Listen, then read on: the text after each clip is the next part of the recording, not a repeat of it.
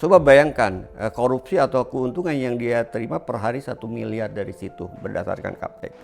Akhirnya dari serentetan masalah-masalah yang muncul tadi, gitu kan, maka akhirnya muncullah tuntutan mahasiswa kemudian mulai bergerak, apalagi kemudian kita lihat kan pemicunya dolar kemudian melejit ya, kemudian BBM naik, maka turunlah mahasiswa menuntut agar hentikan proyek MBG tadi karena dianggap ini salah satu sumber yang menyebabkan ya anggaran kemudian tersandera itu kan ya. Akhirnya saya yakin tuh kan Koperasi Desa Merah Putih nggak akan bisa bergerak palipun kalau dia berjalan hanya perpanjangan kepentingan oligarki. Saya fokusnya itu bukan tolak atau kemudian terima, tapi justru yang harus kemudian dilakukan oleh pemerintah itu adalah akar masalahnya diselesaikan, yaitu apa? Hentikan penerapan sistem ekonomi kapitalis.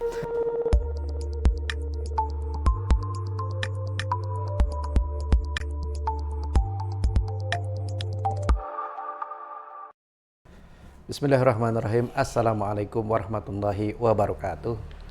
Alhamdulillahirabbil alamin wassalatu wassalamu ala asrofil anbiya'i wal mursalin wa imamil muttaqin wa ala alihi wa sahbihi ajmain.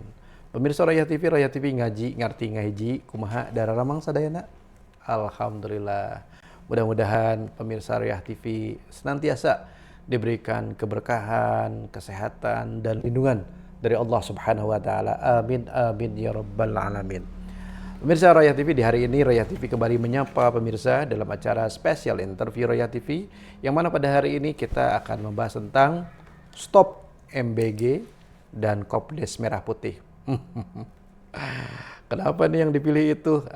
Karena beberapa hari lalu pemirsa, elemen mahasiswa dan juga masyarakat marak mendemo, ya berdemonstrasi secara nasional, menyuarakan salah satunya adalah tentang Stop MBG dan Kopdes Merah Putih, yang mereka menilai bahwa MBG atau program-program ini itu akan membebani APBN negara, ya anggaran belanja negara, anggaran belanja pemerintah, dan juga berpotensi dalam persoalan ekonomi di daerah. Seperti apa sih?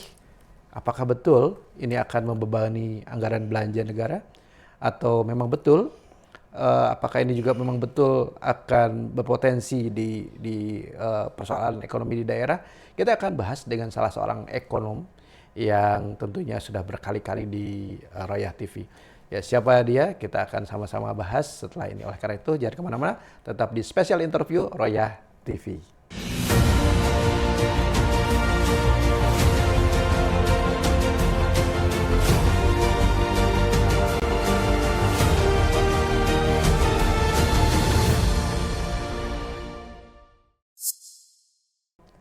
Baik, pemirsa Raya TV ngaji ngarti ngahiji, masih dengan acara spesial interview Raya TV, yang mana pada hari ini kita sedang membahas Stop MBG dan Kopdes Merah Putih. Bersama siapa? Bersama dengan seorang ekonom yang luar biasa, yaitu Ustadz Dr. Arim Nasim. Assalamualaikum Ustadz.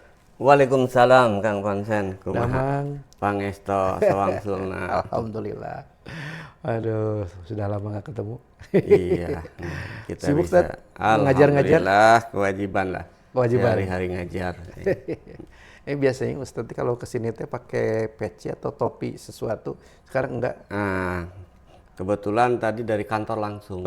Gitu. Jadi lupa ke bawah topi. Biasanya kan topi Turki ya. Biasanya topi Turki. Nah sekarang kayaknya ketinggalan. Nggak apa-apa. Tetap ganteng tadi. Amin, amin. Barakallah. Ya, Ustadz, terima kasih ya. Dan sebagaimana tadi dibahas di awal bahwa kita sedang membahas atau akan membahas tentang Stop MBG dan Kopdes Merah Putih atau Koperasi Desa Merah Putih. Seperti apa sih, Tad? Apakah memang betul apa yang disuarakan oleh demonstran mahasiswa bahwa ini adalah proyek atau program yang membebani APBN dan juga berpotensi dalam persoalan ekonomi di daerah? Apakah betul seperti itu? Bagaimana tanggapan Ustadz? Ya, baik. Terima kasih ya. Kalau kita lihat memang setiap program yang dikeluarkan oleh pemerintah, apalagi itu yang berhubungan dengan rakyat ya, atau mengatasnamakan kepentingan rakyat, pasti menurut saya di sana itu ada pro dan kontra gitu kan. Ada yang setuju, ada yang juga kemudian tidak setuju ya. Nah, termasuk juga kalau kita lihat program yang sekarang mendapat kritikan cukup keras gitu kan dari mahasiswa, bahkan juga sebenarnya sudah lama dari berbagai kalangan ya. Dua proyek mercusuar atau proyek strategis yang di pemerintahan Pak Prabowo ya, yang terkait dengan makan bergizi gratis ya, ya, dan juga proyek koperasi desa Merah Putih. Jadi seperti yang saya katakan tadi, memang ini bisa jadi pro kontra itu kan ya. Cuman kita lihat aja faktanya itu kan. Yang lebih realistis itu adalah apakah alasan pemerintah ya yang mengatakan ini adalah penting, atau kritikan-kritikan baik dari berbagai kalangan maupun mahasiswa maupun kalangan pengamat atau juga politikus atau ekonomi yang lain yang menganggap bahwa program ini sebenarnya justru lebih banyak menghamburkan APBN ya, atau juga banyak yang kemudian tidak tepat sasaran. Nah, pertama kita lihat bicara terkait MBG-nya ya. MBG ini kan tahun kedua ya, dilaksanakan dengan dana yang luar biasa, saya kira cukup besar ya. Di tahun pertama 2025 itu dianggarkan 71 triliun ya, karena baru pertengahan lebih anggaran ya kan. Kemudian di tahun kedua itu 268 triliun. Jadi total berarti ada kurang lebih 319 triliun, 339 triliun ya kan. Itu untuk anggaran MBG. Saya kira ini anggaran yang sangat besar sekali itu kan. Nah, apa yang kemudian menjadi alasan pemerintah ya dalam hal ini Pak Prabowo membuat gebrakan makan bergizi gratis gitu kan? Karena memang kalau kita lihat ada fenomena di lapangan ya, anak-anak ya sekolah dan juga bayi gitu kan, balita itu kekurangan gizi gitu kan. Jadi fenomena ini kan saya lihat memang fenomena yang dari sisi fakta bahwa banyak anak yang kurang gizi, terutama di beberapa kabupaten itu kan, di Jawa Barat itu yang saya kira paling tinggi itu kan, anak yang kurang gizinya ada 638.000 ya. Kemudian berikutnya Jawa Tengah dan Jawa Timur 485.000 dan 435.000, dan juga di tempat-tempat atau provinsi-provinsi yang lain. Itu memang ini masalah gitu kan. Nah, jadi ada kurang gizi yang kemudian terjadi di tengah-tengah masyarakat. Nah, kemudian diluncurkanlah oleh pemerintah itu kan. Kenapa kok ini menjadi proyek ini? Karena kalau bicara terkait dengan kurang gizi kan akhirnya kan terkait dengan intelektual juga kan, kapasitas daya pikir. Sehingga ya kita lihat kan akhirnya SDM kita katanya itu kan sangat rendah ya. Kualitas SDM kita, kualitas anak didik kita. Nah, kalau dilihat dari sisi tujuan awal ya, itu memang seolah-olah baik gitu kan. Ini adalah untuk mengentaskan atau untuk membantu agar anak-anak ya itu kemudian bisa terbebas dari kekurangan gizi itu kan ya, atau busung lapar yang sering kemudian kita lihat. Nah, tapi masalahnya kalau kita lihat itu kan yang ini pertama dari sisi akar masalah ya. Akar masalah kenapa kemudian kenapa muncul kemudian kurang gizi ya. Kemudian bayi busung lapar, anak-anak yang kemudian kurang daya tangkapnya ya, karena kurang gizi, itu intelektualnya rendah dan sebagainya. Kalau saya lihat kan akar masalahnya itu di kemiskinan ya kan. Jadi kemiskinan inilah yang salah satu penyebab utama terjadinya faktor anak-anak kurang gizi itu kan, sehingga akhirnya tadi berimbas kepada kemampuan berpikir atau katakanlah kecerdasan dan juga kesehatan yang lainnya ya. Walaupun ada faktor lain ya, bukan hanya sekedar kemiskinan, tapi itu yang utama. Termasuk juga sebenarnya ada pola asuh juga, tapi kan sedikit itu yang kontribusi dari situ. Nah, karena akar masalahnya itu adalah kemiskinan, maka menurut saya ini nggak bisa menyelesaikan masalah dengan hanya diberikan makan bergizi gratis. Apalagi itu kan kalau kita lihat kan cuma 1 kali ya. Tidak, sementara anak-anak itu kan butuh makan yang sehat, yang wajar itu 3 kali sehari. Ini cuma 1 kali. Kemudian yang kedua di keluarganya itu juga karena tetap miskin ya, ketika dia pulang kan itu tidak bisa membackup atau memenuhi faktor-faktor kebutuhan yang lainnya. Ini kan hanya sekedar terkait dengan makanannya aja. Sementara kan kalau kita bicara terkait dengan perkembangan anak kan bukan hanya dari faktor makanan, faktor lingkungan juga kemudian mempengaruhi. Itu pertama dari sisi akar masalah itu kan. Menurut saya ini yang harusnya menjadi prioritas, yaitu mengentaskan kemiskinan. Kemudian yang kedua, di satu sisi ya, selain ini juga tidak menyentuh kepada akar permasalahannya, dalam tataran pelaksanaan proyek dengan anggaran yang sangat luar biasa ini, saya kira anggaran yang saya kira tidak sedikit ya kan. Karena anggaran ini juga kalau kita lihat dibandingkan dengan anggaran yang lain, termasuk di dalamnya anggaran pendidikan ya kan, anggaran kesehatan itu kan ini anggaran yang cukup besar, sehingga banyak yang kritik gitu kan, apakah tepat sasaran atau tidak. Nah, terlebih lagi kan kita lihat apalagi dengan kasus sekarang sudah terbukti gitu kan, 3 Pimpronya, ketuanya ya, itu kemudian ditangkap oleh KPK karena korupsi yang kemudian diganti. Ini kan semakin membuat program ini awalnya baik, walaupun saya kira sebenarnya tidak menyelesaikan akar masalah yaitu kemiskinan tadi, tapi minimal mungkin sedikit banyak akan membantu gitu kan. Tapi ketika ada penyimpangan anggaran ini lebih parah lagi gitu kan. Kenapa? Karena yang sampai kepada anak gitu kan, itu tidak sesuai dengan anggaran yang harusnya kemudian diberikan. Anggaran itu kan per orang katanya 15.000 ya, 15.000, tapi ketika lihat fakta ya yang kemudian disajikan itu sangat kurang dari itu, bahkan kurang dari 50%-nya. Kalau harga normalnya mungkin yang diberikan itu bisa kurang dari 10.000, bahkan bisa jadi kurang. Ada yang beberapa daerah menyebutnya itu kurang dari 5.000 juga nggak cukup. Ini kan terjadi korupsi yang luar biasa.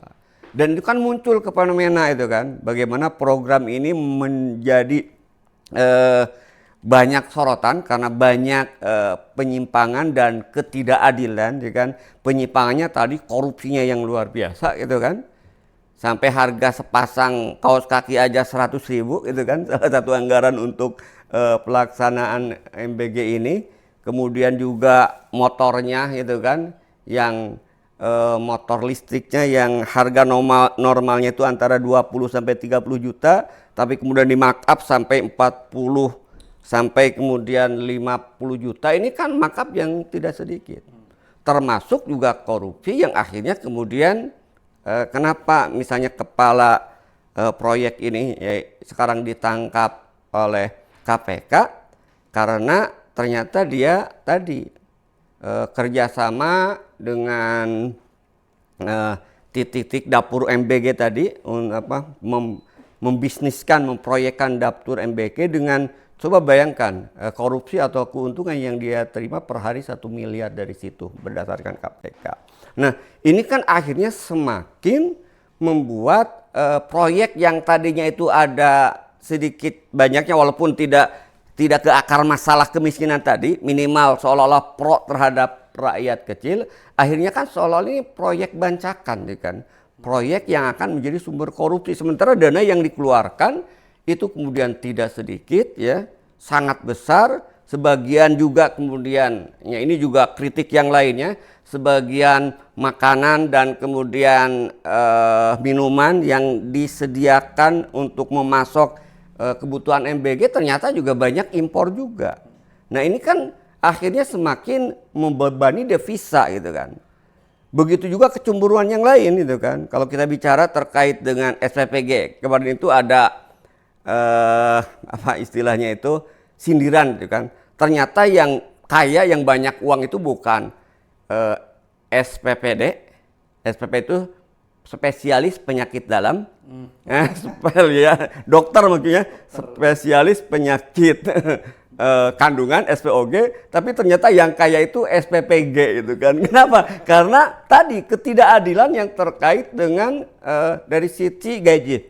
Apalagi kalau dibandingkan dengan guru honorer gitu kan. Ini kan luar biasa. Nah, akhirnya dari serentetan masalah-masalah yang muncul tadi gitu kan, maka akhirnya muncullah tuntutan seperti yang Kang Ponsen sampaikan tadi, mahasiswa kemudian mulai bergerak, apalagi kemudian kita lihat kan pemicunya dolar kemudian melejit ya, kemudian juga rupiah anjlok gitu kan, kemudian BBM naik, maka turunlah mahasiswa menuntut agar hentikan proyek MBG tadi maaf ya, proyek MBG jadi SPPG jadi MBG proyek MBG tadi karena dianggap ini salah satu sumber yang menyebabkan ya walaupun tidak langsung gitu kan menyebabkan anggaran kemudian tersandera itu kan ya untuk kepentingan yang lebih penting misalnya anggaran pendidikan tadi itu kan. Nah sementara di sisi lain tadi ini juga penyebab karena mengandalkan pemasoknya itu dari impor tadi itu kan ya karena memang kita masih impor baik terkait dengan susu maupun bahan yang lainnya akhirnya tadi kebutuhan terhadap devisa terhadap dolar kemudian tinggi inilah pada akhirnya ya berimplikasi kepada kenaikan dolar ya secara tidak langsung dan juga kemudian penurunan rupiah salah satunya. Itu saya lihat ya dari sisi proyek itu. Baik Ustadz, kalau tadi Ustadz membahas tentang fakta-fakta tentang MBG. Nah sekarang bagaimana dengan fakta-fakta tentang Koperasi Desa Merah Putih? Apakah betul ini yang dikhawatirkan oleh mahasiswa itu bahwa ini akan membuat apa ya kegaduhan di ekonomi daerah atau gimana tuh? Ya memang sejak muncul sama Koperasi Desa Merah Putih juga itu kan sudah mendapat penolakan dari aparat desa itu kan, kepala desa. Kenapa? Karena kan target Koperasi Desa Merah Putih itu kan menargetkan ada koperasi sekitar 80.000 unit ya, dengan modal yang disupport oleh pemerintah itu 1 miliar, ya kan. Kemudian nanti bisa meminjam ke bank ya, itu sampai 3 miliar itu kan. Nah problemnya sejak awal modal 1 miliar itu ternyata juga menyedot dana alokasi dana desa.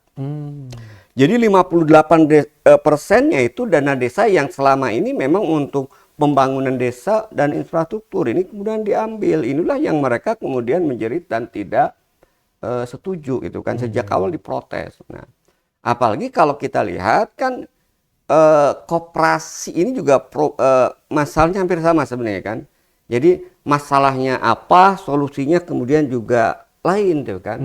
Masalahnya itu kan ingin menggerakkan perekonomian desa itu kan. Di mana nanti harapannya dengan koperasi desa ini itu kan desa itu nanti bisa menjadi pusat produksi gitu kan. Bisa juga bisa mengatasi ya ada tujuannya baik misalnya menghilangkan rentenir. Sebenarnya renter juga sama itu kan. Cuman bunganya aja dianggap lebih rendah gitu kan. Padahal ya Koperasi Merah Putih rentenir juga sebenarnya. Tapi kan yang ini kan yang digembar-gemborkan untuk juga mengatasi rentenir dan yang ketiga itu adalah juga untuk pusat distribusi. Nah, tapi kan kalau kita lihat proyek yang terkait dengan koperasi itu kan bukan proyek yang pertama gitu kan. Ini akan mengalami kegagalan. Jangankan ini seolah-olah sesuatu yang tanpa ada persiapan yang matang gitu kan, hanya sekedar langsung gerasa gerusu.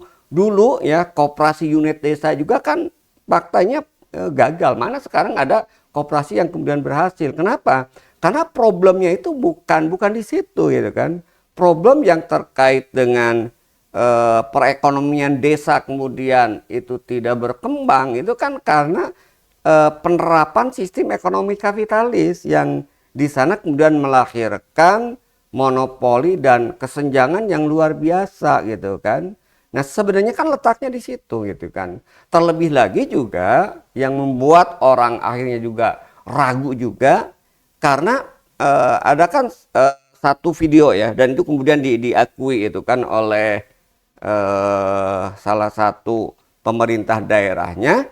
Jadi Koperasi Desa Merah Putih itu mengambil barangnya dari pasar modern, sebutlah itu kan, yang sekarang ini sudah menggurita menguasai distribusi sampai ke pelosok-pelosok, itu Indomaret itu kan. Ini akhirnya kan orang menduga, masyarakat menduga ini mah bukan untuk mewujudkan kemandirian desa, untuk mewujudkan juga simpan pinjam, tapi ini hanya justru itu kan akan memperluas jaringan distribusi ya konglomerat oligarki yang sekarang itu sudah memonopoli sampai kemudian di kota-kota, dan ini kemudian disampaikan ke desa itu kan. Itu kritikan dari satu sisi.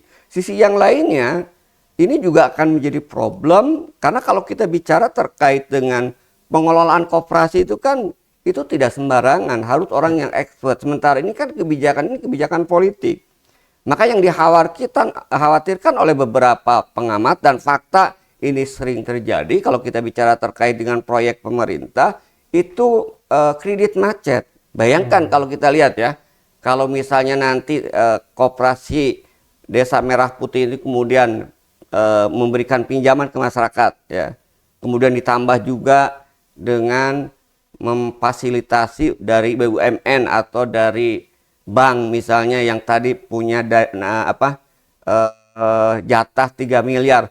Ketika ini macet, ini akan terjadi juga saya kira problem yang itu juga tidak, istilahnya itu tidak sederhana itu kan. Siapa yang akan kemudian membackup kredit macet ini? Artinya kalau saya lihat ini juga sama itu kan. Masalahnya apa gitu kan? Artinya akar masalah itu bukan tidak ada koperasi tadi itu kan. Wong koperasi paksanya sudah ada KUD itu kan. Bahkan KUD itu mangkrak, tapi tiba-tiba kemudian muncul ya tadi proyek Koperasi Desa Merah Putih. Artinya kalau saya melihat ini akan mengalami kegagalan yang sama. Kenapa? Karena sebenarnya kan akar masalahnya itu kan secara makronya itu, makroekonominya yang memang ya sistem ekonomi kapitalis itu tidak menciptakan keadilan ekonomi itu kan. Kenapa? Karena selalu kebijakan-kebijakan yang kemudian dibuat itu adalah dalam bahasa kasar itu menyengsarakan rakyat, eksploitasi sumber daya alam oleh para oligarki. Akhirnya masyarakat desa itu kemudian hanya menjadi penonton, rakyat umumnya itu. Tapi yang berpesta pora seperti yang pernah kita bahas itu juga mungkin di topik lain, pesta babi itu kan. Iya. Nah itu kan mereka jadi penonton kan. Nah ketika kemudian mereka menjadi penonton karena kebijakan ekonomi makro yang berdasarkan kapitalis, sementara ini tidak disentuh ya, artinya tidak diatasi, misalnya liberalisasi, kemudian juga pemenahan kepemilikan kan, tiba-tiba kemudian muncul program Simsalabim Koperasi Desa Merah Putih. Maka ini juga saya kira nggak akan, Koperasi Desa Merah Putih kan tidak akan sehebat KUD yang sudah dipersiapkan, yang sudah puluhan tahun juga akhirnya gagal ya. Bahkan ada pelesetan KUD itu karena hanya menguntungkan ketua ya, ketua untung duluan ya kan. Hal yang sama juga saya kira pasti Koperasi Desa Merah Putih juga yang untung itu paling pengurusnya, karena biasanya kaitannya dengan apa? Yang menjadi pengurus, yang menjadi pejabat adalah orang-orang yang punya kedekatan politik, tidak lagi kemudian diserahkan juga kepada pihak-pihak yang profesional. Karena kalau kita lihat menyiapkan tenaga profesional ya di daerah itu kan tidak sederhana itu kan. Nah ini saya lihat itu kan. Jadi saya melihat ini juga menjadi proyek yang sama ya, membebani APBN itu kan. Ini juga bahkan dengan adanya koperasi desa Merah Putih, selain tadi juga mengancam anggaran desa, juga mengancam juga unit usaha desa yang sudah ada gitu kan, yang selama ini mereka sudah bergerak. Karena ini kan biasanya kan kalau proyek pemerintah ya itu kan suka mendapat prioritas ya kan. Betul. Sehingga kemudian akan menggeser apa yang sudah ada. Ini juga saya kira menjadi problem yang tidak sederhana juga. Iya. Kenapa? Karena faktanya KUD aja yang sudah kemudian secara filosofi dulu kemudian dibangun, kemudian ada istilahnya penataran dan sebagainya, ya akhirnya gagal. Kenapa? Ya karena kerangka makronya, ekonomi makronya ya memang kapitalis. Koperasi itu hanya tambal sulam dan tidak berhasil itu kan untuk mewujudkan cita-cita ya mensejahterakan, jangankan rakyat, anggotanya pun tidak mampu gitu kan. Ya, baik. Ustadz, menarik sekali ya.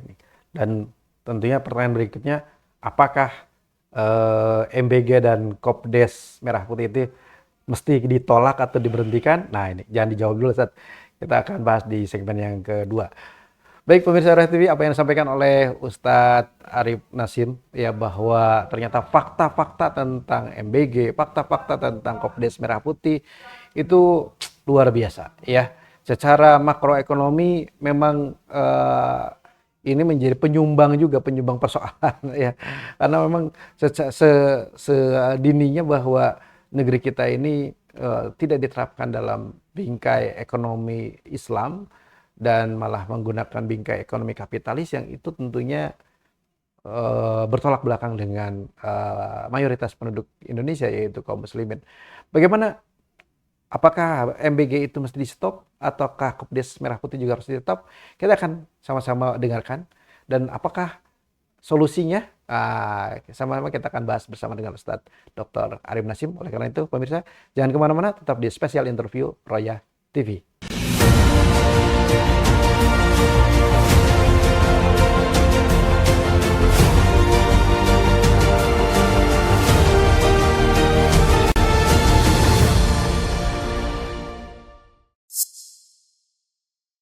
Baik pemirsa Royal TV, ngaji, ngerti, ngaji. Jangan lupa like, comment, and share. Dan pada hari ini kita sedang membahas tentang stop MBG dan Kopdes Merah Putih bersama dengan Ustadz Dr. Arif Nasim.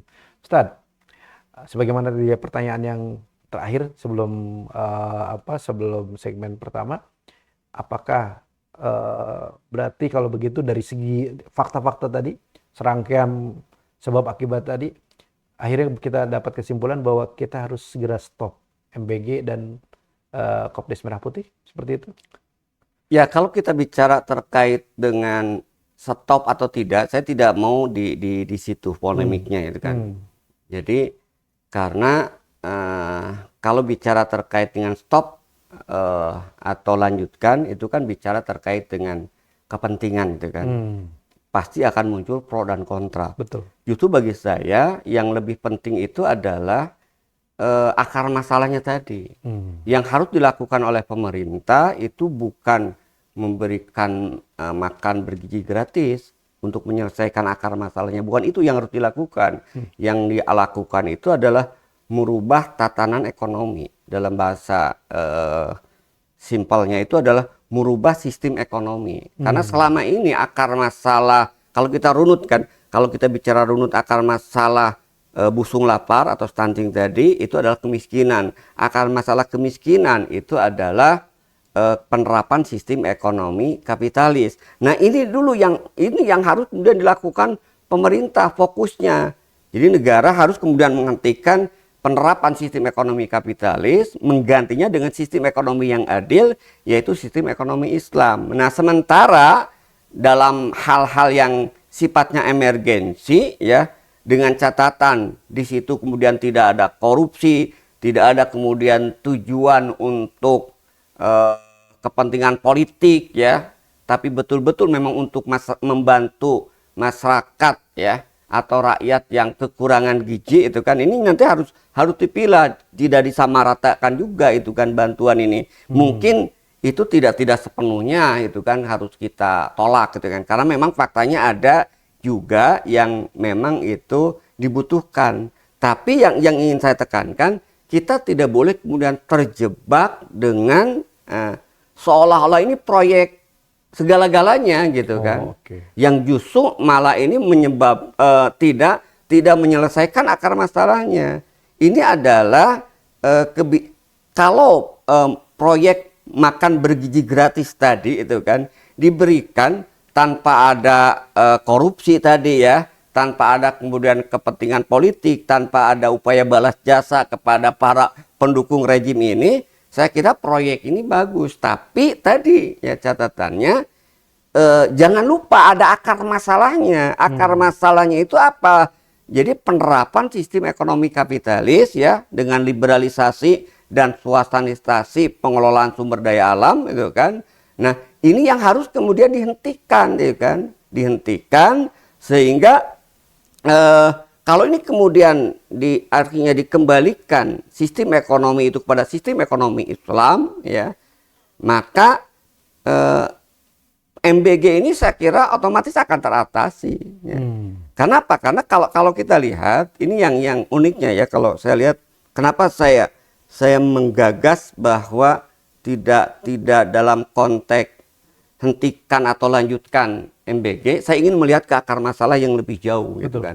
Karena akar masalahnya adalah sistem kapitalis yang menyebabkan kemiskinan akhirnya kemudian melahirkan busung lapar tadi, maka berarti pangkalnya dulu sistem ekonomi kapitalis ini yang harus kemudian dihentikan dengan sistem ekonomi Islam. Nah, dalam sistem ekonomi Islam ya, salah satu yang kemudian nanti ini menjadi sarana untuk bisa mengentaskan kemiskinan itu kan turun dalam konteks politik ekonomi Islam. Nah, di dalam politik ekonomi Islam itu peran negara itu dominan, bukan hanya menyediakan makan siang gratis, tapi peran negara itu dominan untuk menjamin ya setiap individu bisa memenuhi kebutuhan pokok.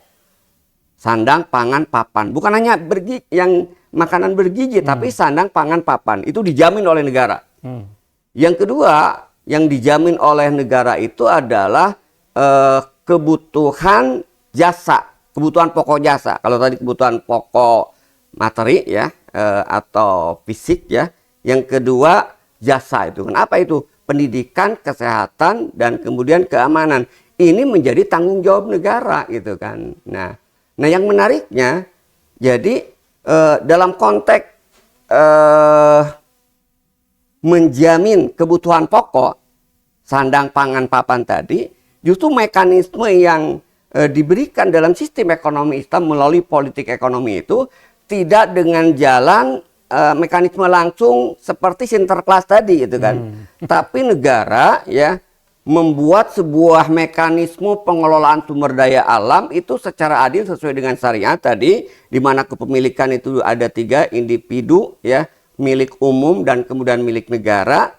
Nah, kemudian masyarakat, rakyat itu dijamin juga kalau dia kemudian miskin karena tidak punya pekerjaan, maka negara kemudian wajib menyediakan lapangan pekerjaan. Jadi ke akar masalahnya. Maka kalau ini kemudian selesai, maka masyarakat tidak membutuhkan program-program Sinterklas seperti tadi gitu kan. Jadi makan bergizi gratis gitu kan. Nah, saya melihat program ini kenapa kemudian ini menjadi seolah buruk, karena memang faktanya tadi akar masalahnya kemudian dibiarkan, yaitu yang menyebabkan kemiskinan, yaitu sistem kapitalisnya tadi gitu kan. Maka keberadaan proyek MBG atau dulu zaman Jokowi proyek-proyek kartu-kartuan seperti itu kan sebenarnya proyek semacam Sinterklas. Justru dari sisi lain efeknya itu bisa jadi membuat ketergantungan, membuat malas itu kan kepada masyarakat, ya kan. Nah, tapi uniknya tadi sistem ekonomi Islam dalam konteks menyediakan, menjamin kebutuhan pokok, sandang, pangan, dan papan, itu mekanismenya itu adalah mekanisme tidak langsung.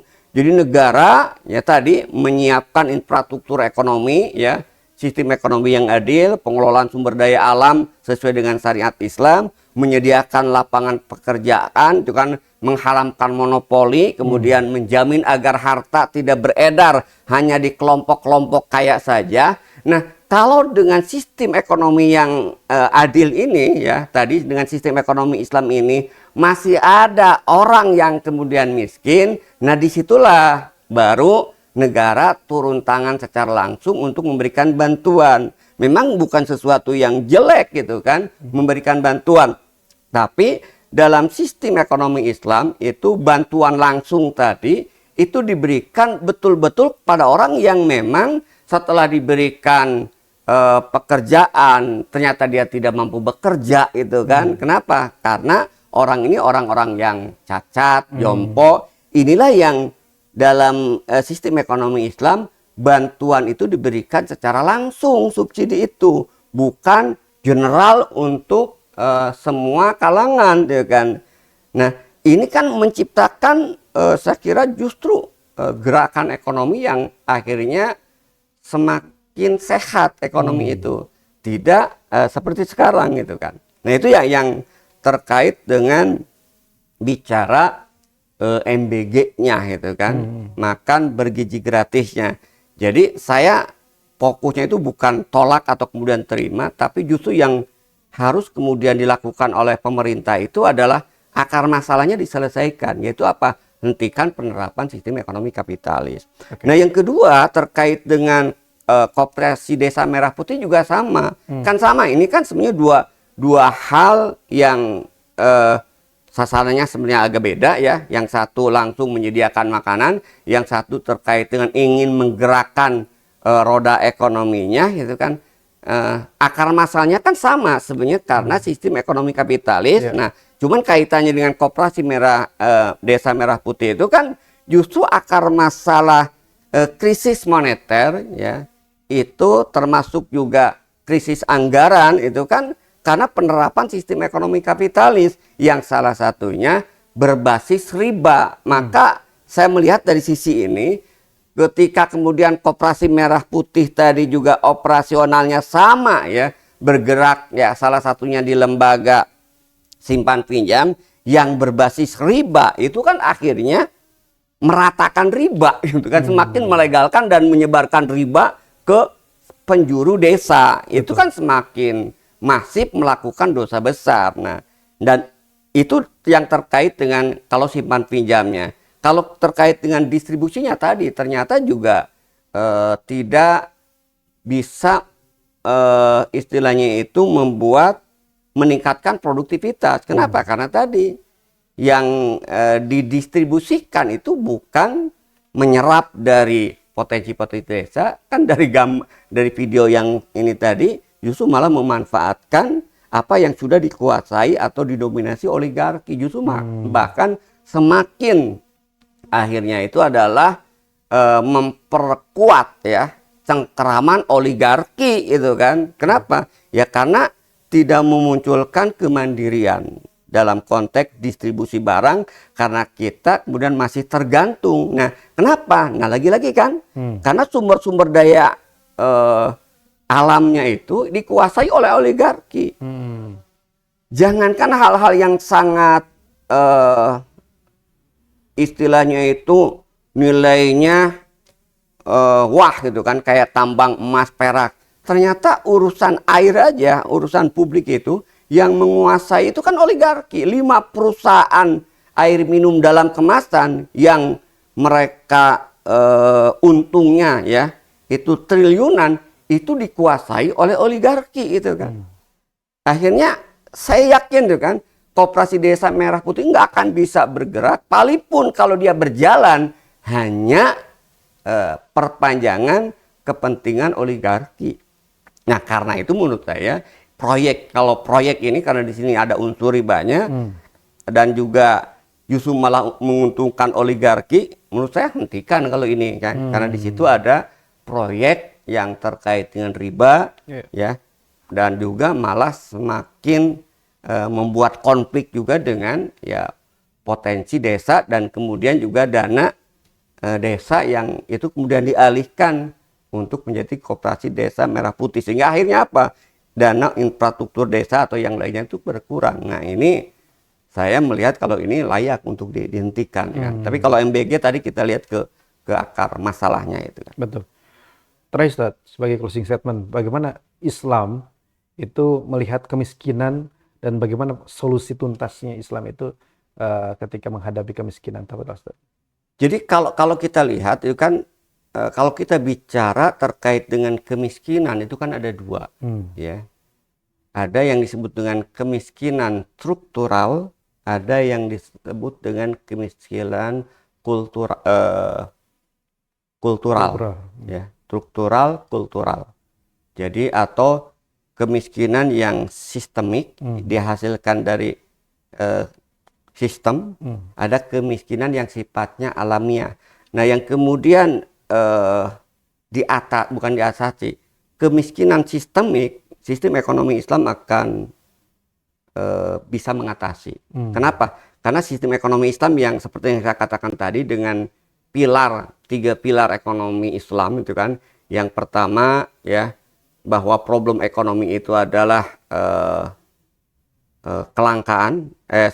problem ekonomi itu adalah distribusi. Bukan kelangkaan.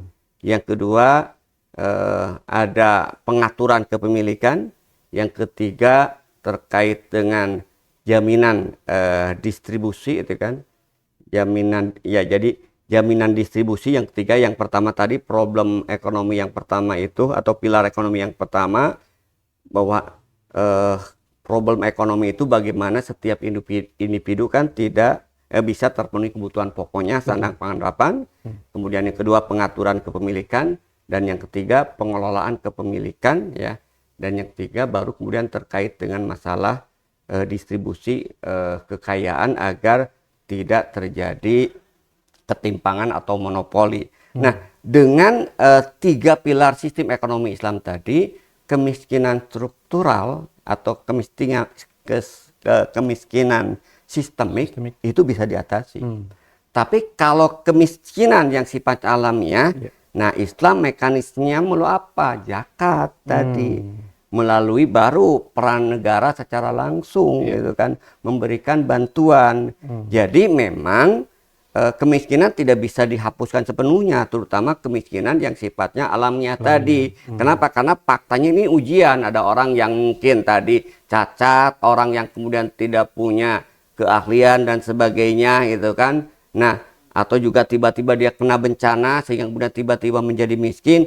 Ini yang kemiskinan sifatnya alamiah. Nah, tapi kalau sistem Islam itu kemudian diterapkan tadi, sistem ekonomi Islam, maka kemiskinan yang sifatnya sistemik, kemiskinan yang kemudian dimunculkan oleh sistem, itu tidak ada. Itu kan. Nah, sementara kemiskinan yang sifatnya alamiah tadi, ya, karena memang faktor manusia bukan karena kemalasan, cacat, atau yang lainnya, itu Islam sudah punya jaring pengamannya. Salah satunya itu adalah zakat. Jadi zakat itu di dalam Islam itu sebenarnya mekanisme ibadah untuk salah satunya itu hikmahnya itu memberikan jaminan ya makan kepada orang-orang miskin yang secara alamiah tadi. Zakat tidak bisa kemudian mengentaskan kemiskinan sistemik kalau sistem ekonominya sistem ekonomi kapitalis. Nah itu ya kalau kita bicara kemiskinan dalam perspektif ekonomi Islam. Ya, baik. Baik Ustaz, nampaknya waktu juga ya luar biasa pembahasan kita. Apa yang Ustaz sampaikan ini benar-benar daging ya. Analisis yang luar biasa dan mengingatkan kepada kita semua untuk bisa kembali kepada Islam. Terima kasih Ustaz.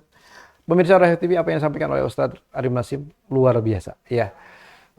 Bahwa stop MBG, stop Kopdes Merah Putih, bukan itu sebagai fokus kita, tetapi fokus kita lebih kepada stop kemiskinan. Apa itu akar masalahnya kemiskinan? Ketika sistem kapitalisme diterapkan di negeri ini. Ketika umat Islam tidak lagi menggunakan sistem Islam, salah satunya sistem ekonomi Islam. Oleh karena itu, pemirsa, tadi ya Ustadz Ari menyampaikan kepada kita semua, kita harus segera mungkin ya untuk bisa menerapkan syariat Islam secara totalitas, salah satunya dengan ekonomi Islam seperti tadi, sehingga ya persoalan seperti sekarang sebenarnya tidak akan mungkin muncul, ya, yaitu persoalan kemiskinan yang sistemik itu ketika umat Islam menerapkan sistem ekonomi Islam secara paripurna. Baik pemirsa, pembahasan hari ini sampai di sini. Terima kasih Ustadz Arif Nasim atas waktu dan juga kesempatannya. Oke, terima kasih. Ilmunya. Mudah-mudahan menjadi barokah bagi Ustadz Amin, dan amin, keluarga. amin, amin. Ya, baik. Kita sama-sama tutup dengan doa kifaratul majelis. Subhanakallahumma bihamdika asyhadu an la ilaha illa anta astaghfiruka wa atubu ilaik. Bila taufiq wal hidayah. Wassalamualaikum warahmatullahi wabarakatuh.